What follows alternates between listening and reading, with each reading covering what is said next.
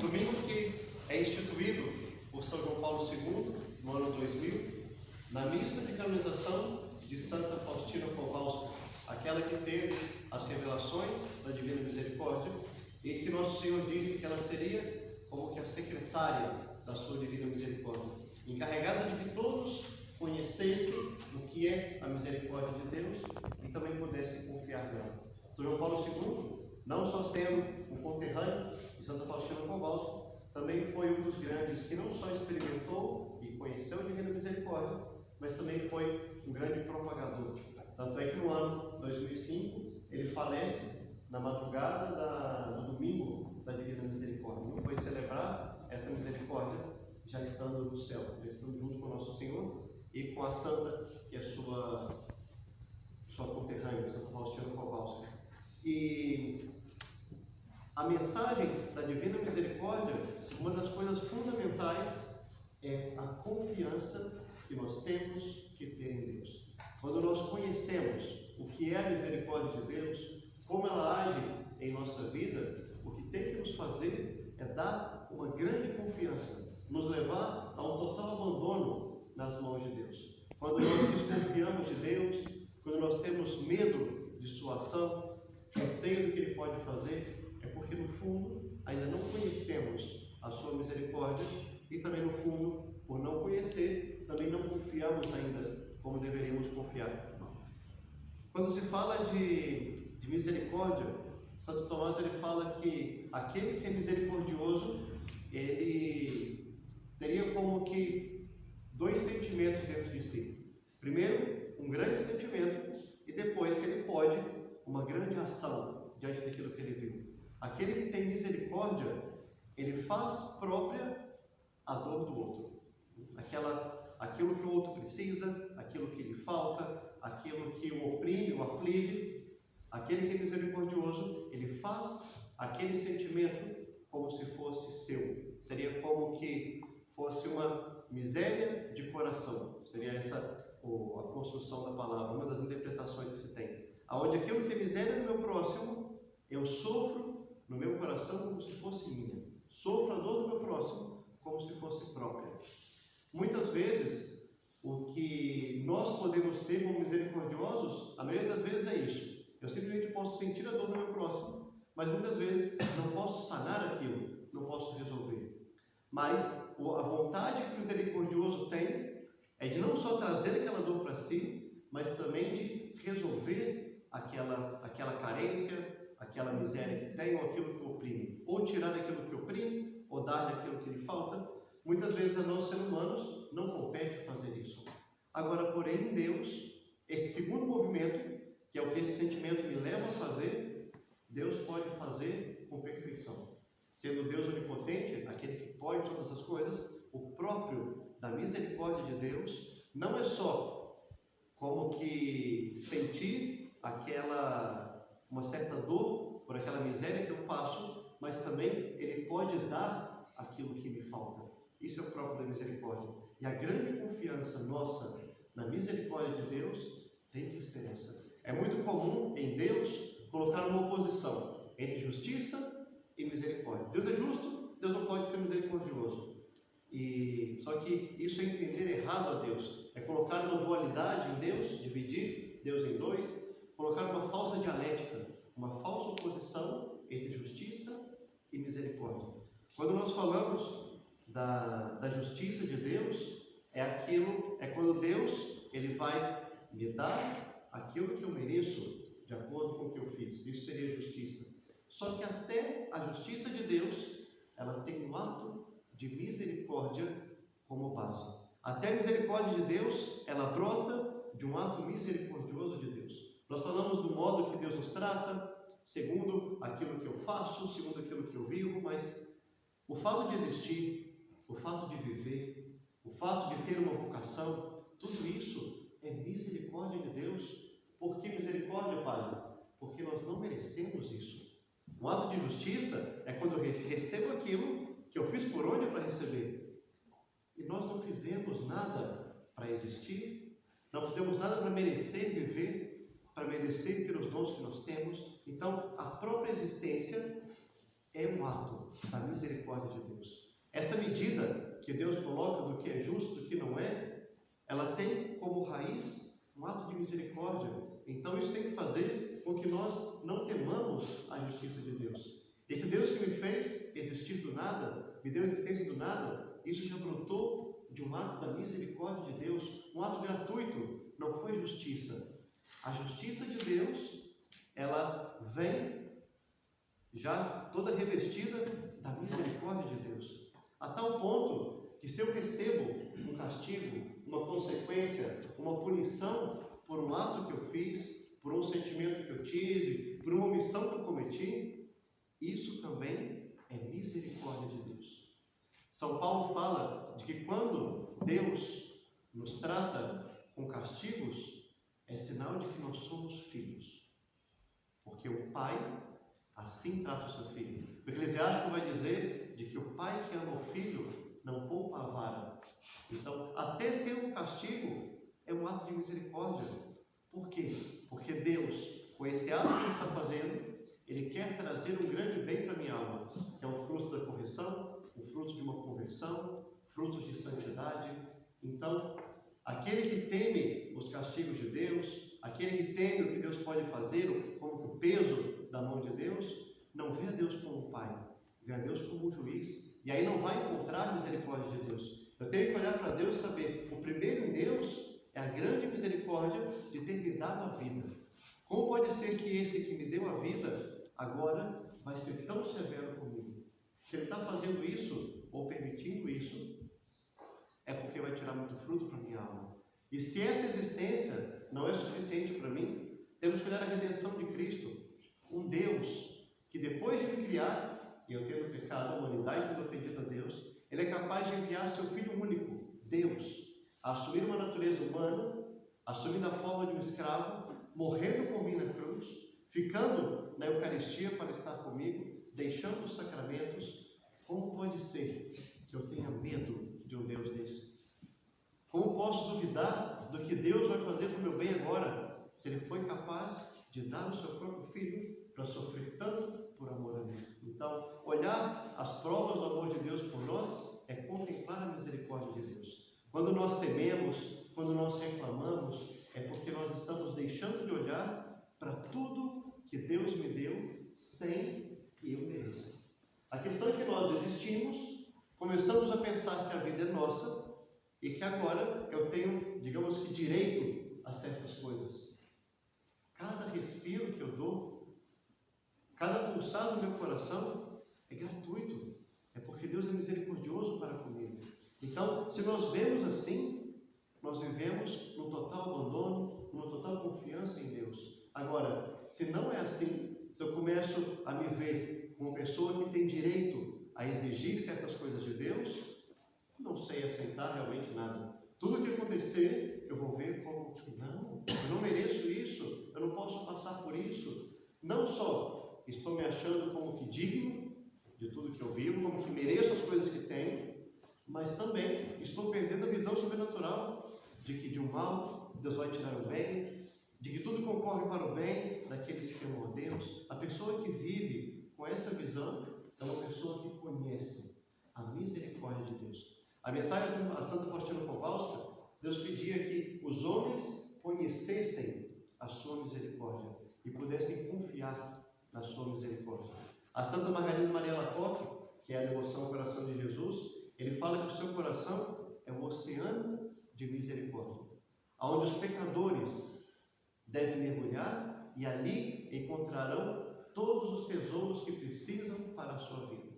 Não encontram quando não mergulham, quando não se jogam nesse oceano de misericórdia. E a mesma coisa é a revelação de Santa Faustina Kowalska, é um conhecimento e uma confiança na misericórdia de Deus. Aqui, nesse domingo, é instituído o Domingo da Misericórdia, porque o Evangelho fala de misericórdia. O Evangelho mostra atitudes misericordiosas de Deus. A primeira, na qual ele aparece, ele institui o sacramento da confissão. Nós, católicos, confessamos, não porque a igreja inventou, porque ela exige que os padres sejam detentores do perdão de Deus. Não. Cristo institui. O poder de perdoar pecados pertence só a Deus, a mais ninguém. Porém, Cristo, sendo Deus, E sendo Deus, ele não só tem esse poder, mas ele pode comunicar esse poder a outros. Ele comunica aos apóstolos, e que daí foram passando de geração em geração até o Padre Júlio e até o último padre que vai existir no fim dos tempos. Pela mão dos bispos, nós recebemos esse poder que eles têm, por serem príncipes dos apóstolos, por serem príncipes da igreja. Então, é o motivo pelo qual nós temos o maior ato de misericórdia de Deus. Ato pelo qual, em toda a terra, sempre vai existir um homem que pode perdoar todo e qualquer pecado que eu cometa. Esse é o maior ato de misericórdia de Deus. A promessa de que o perdão dos pecados vão estar no meio da humanidade até o fim dos tempos, pelas mãos de um homem, com o qual eu posso chegar, e naquele momento eu tenho fé e a igreja ensina de que ali ele é Cristo. Ele administra o sangue de nosso Senhor, ele perdoa os pecados, ele escuta o pecador, ele o aconselha, ele dá remédio, ele o anima e ele dá o perdão devido. E ainda dá a penitência, para que esse penitente possa não só receber o perdão da culpa, mas também ter a sua pena diminuída de seus pecados. E também a atitude dele com São Tomé, que tem que nos encher de esperança. Quando os apóstolos chegam para São Tomé e falam com ele que viram o Senhor, como os apóstolos tinham feito antes, nós vimos o Evangelho dessa semana, ele primeiro acredita. Não acredito. Só se eu ver o buraco dos pregos, se eu colocar os meus dedos no buraco dos pregos, se eu enfiar a minha mão do lado de nosso Senhor. Então São Tomé sabia como Cristo morreu, sabia que foi transpassado por uma lança, ele tinha essa plena convicção, porém não podia acreditar que ele havia ressuscitado. Para acreditar que era ele, não era um fantasma, só vendo isso. E nosso Senhor, sabendo que São Tomé e vários outros dependeria desse sinal, ele ressuscitado, ele conserva as suas chagas consigo. Não chagas como era da cruz, sem dúvida, que devia ser totalmente gloriosa, porque era um troféu que ele trazia consigo, mas ele aparece de novo quando São Tomé está reunido, na semana seguinte, e aí ele chama São Tomé e fala: vem cá, olha o buraco dos pregos, coloca a tua mão do meu lado e não sejas incrédulo, mas fiel. Eu não tenho a menor dúvida que São Tomé aí deve realmente ter tocado em nosso Senhor, porque temos que aqui também ver a Cristo como misericordioso e não como acusador. Você queria, então vem cá, hoje você pode. Não assim ele intimidava São Tomé, mas com muita misericórdia, com muito amor, falou: olha, se é isso que precisa para você crer, vem, coloca a mão aqui. É um convite misericordioso de Deus e não uma afronta, não uma intimidação. É assim, então vem, coloca a mão aqui do meu lado. E São Tomé, nesse contato com o corpo de Cristo, nesse contato com a chaga de Cristo, imediatamente ele deixa a sua incredulidade e ele passa a crer em Deus. Até o ponto que ele fala: meu Senhor e meu Deus. E Cristo aí fala da importância da fé sem ver. Mas São Tomé imediatamente deixou de ser incrédulo. Não acreditava. Não acredito. Imagina, todos os companheiros que viveram 3 anos com ele, que foram ordenados junto com ele na última ceia, todos diziam: nós vimos o Senhor. Não acredito. E nosso Senhor não negou, não só o contato pessoal com São Tomé, mas a graça de poder tocá-lo, de tocar em suas chagas. Esses, poderíamos dizer que são 2 oportunidades que nós temos com a frequência que nós precisamos: a confissão e o contato com as chagas de nosso Senhor. A confissão, sempre que nós quisermos, o Padre está disponível. E o motivo agora, e o fruto que nosso Senhor tira durante essa quarentena em que passamos, e que Ele vai tirar fruto de tudo isso, é valorizar o sacerdócio, valorizar o sacramento da confissão. Quantas vezes, ao ver um padre, talvez por uma atitude, por um jeito, nós criticamos, falamos, ofendemos. Agora, nós queremos essa mão sobre a nossa cabeça, essa mão que se levante e possa tirar nossos pecados. Então, aumenta muito o valor disso tudo. Mas nós temos sempre diante de nós o sacramento da confissão, que perdoa os nossos pecados. Então, o fruto da primeira aparição nós podemos ter sempre. E essa experiência de São Tomé, ao tocar a sua mão no corpo de nosso Senhor, ao colocar a sua mão na sua chaga, sempre nós temos conosco também o sacramento da Eucaristia. Todas as vezes que nós recebemos a Cristo na Eucaristia, é a mesma coisa que Cristo ressuscitado. A Eucaristia, ela traz para mim Cristo do modo que Ele está agora ressuscitado. Cristo agora está no céu, do mesmo jeito que Ele está presente no céu, com a sua humanidade, não é? Com o seu corpo, sangue, alma e divindade. Desse mesmo modo, Ele se faz presente na Eucaristia. É o modo de Cristo como que multiplicar a sua presença real. O mesmo Cristo que São Tomé viu diante dele e tocou nessas chagas com as suas mãos, esse mesmo Cristo eu não toco só com as minhas mãos, eu recebo dentro de minha alma. É muito mais do que Tomé experimentou. E eu tenho a oportunidade de poder ter mérito maior e fruto maior, porque aqui eu estou fazendo sem ver. Porque na Eucaristia nós não vemos a Cristo. A fé me fala que é Cristo. Isso aqui que eu ainda vejo como pão, a partir do momento que o padre falou, isto é meu corpo, eu sei, agora é o corpo de Cristo. Mas eu não estou vendo com os meus olhos, ainda vejo a forma de pão, a figura do pão, a aparência do pão. Mas ali eu sei que é Cristo presente. Então, receber a Eucaristia, acreditando que é um contato com Cristo ressuscitado, é viver o que nosso Senhor falou. Tomé, acreditaste porque viste? Felizes aqueles que acreditarão sem ter visto. Se nós a cada comunhão temos essa consciência que eu recebo aquele que São Tomé tocou e que ele pode realizar em mim o mesmo fruto que realizou em São Tomé, de incrédulo passou a crédulo. Eu posso ter qualquer pecado que eu tenha dificuldade de combater, não ter o pecado na hora de comungar, o pecado mortal não, me confesso, mas luto com esse pecado. Eu tenho que acreditar. Uma comunhão que eu faça, se eu estou bem disposto e for da vontade de Deus, uma comunhão é suficiente para me passar desse vício à virtude oposta e não ter mais esse vício. Um pecado que eu tenha, uma falta de fervor, um distanciamento de Deus, uma frieza na oração, tudo, se me tocar com as mãos, foi suficiente para de incrédulo passar a crédulo. E fé é a maior virtude que nós temos, a virtude teologal. Qual outro fruto a Eucaristia não pode me dar? O contato com Jesus Eucarístico não pode me dar. Então temos que ver esse Domingo da Misericórdia de modo especial, buscando crescer na fé e na confiança, de modo especial nesses dois sacramentos, da confissão e da Eucaristia.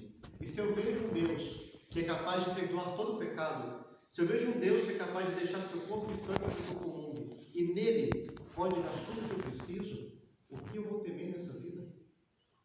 Que inimigo eu vou temer? Que pandemia que eu vou ter medo? Que vírus vai me amedrontar? Que ação de Deus desagradável para mim pode me amedrontar, já que eu tenho o seu corpo, sangue, alma e divindade, já que eu tenho o perdão dos pecados a todo momento?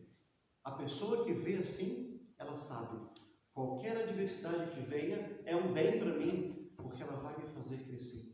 Deus me santifica através dela, ou me corrige de um erro meu. Por isso, que ver a misericórdia de Deus e confiar nela é o maior fruto que nós podemos tirar do Domingo da Misericórdia. Um Deus que mostra que é capaz de tudo por amor a nós.